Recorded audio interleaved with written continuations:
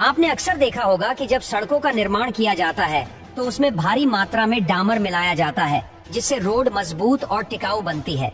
लेकिन क्या आपको पता है कि यह डामर आखिर कैसे तैयार किया जाता है? आज हम आपको बताएंगे डामर बनाने की पूरी प्रक्रिया।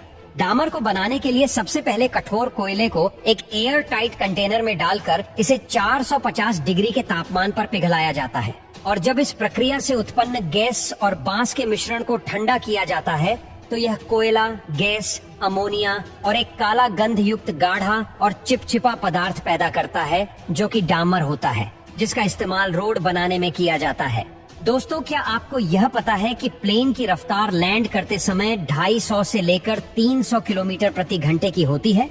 ऐसे में इसे ब्रेक लगाकर रोका नहीं जा सकता है, क्योंकि ऐसा करने पर टायर में आग भी लग सकती है। तो आखिर हवाई जहाज को कैसे रोका जाता है? तो चलिए जानते हैं। आपको बता दें कि प्लेन रोकने के लिए उसमें कई तरह के एयर ब्रेक्स होते हैं। साथ ही प्लेन को उसके विंग और थ्रस्ट की मदद से रोका जाता है, क्योंकि इसके विंग में अलग अलग स्तर के फ्लैप और स्पॉइलर होते हैं, जो हवाई जहाज को उड़ने और ऊपर नीचे जाने में मदद करते हैं। और इन्हीं विंग्स की मदद से स्पीड कम करने और इसे रोकने में मदद मिलती है। आखिर हवाई जहाज के पायलट किन किन आपातकाल स्थितियों में प्लेन की ज्यादातर इमरजेंसी लैंडिंग करवाते हैं? चलिए जानते हैं कि 3 तरह की ज्यादातर आपातकाल स्थितियों में विमान की इमरजेंसी लैंडिंग करवाई जाती है, जिसमें पहले लैंडिंग को फोर्स लैंडिंग कहते हैं।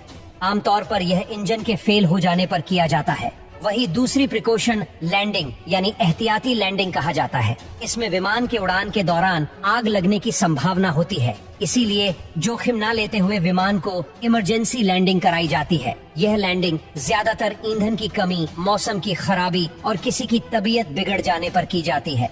दोस्तों, क्या आपको पता है कि दुनिया भर में लैंडस्लाइड होने के कारण बहुत से लोगों की जान चली जाती है? तो आखिर लैंडस्लाइड क्यों होते हैं? चलिए जानते हैं। दरअसल लैंडस्लाइड होने के 3 सबसे मुख्य कारण हैं, जिनमें सबसे पहला और सबसे बड़ा कारण यह है कि इंसान जंगल की कटाई बहुत ही तेजी से कर रहे हैं, क्योंकि इन्हीं पेड़ों की जड़ें मिट्टी और चट्टानों को बांधने में मदद करती है।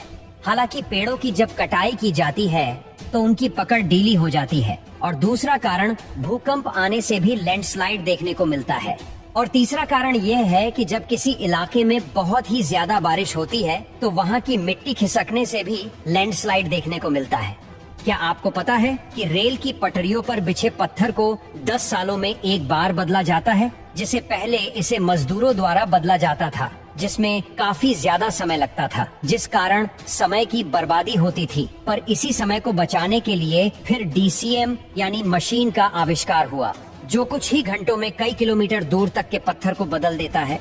दरअसल यह मशीन एयर प्रेशर की मदद से इन पत्थरों को अपने अंदर खींच लेता है, फिर इन पत्थरों को फिल्टर करके छोटे छोटे पत्थरों को साइड में डाल देता है और बाकी के बड़े बड़े पत्थरों को स्लीपर के ऊपर डाल देता है।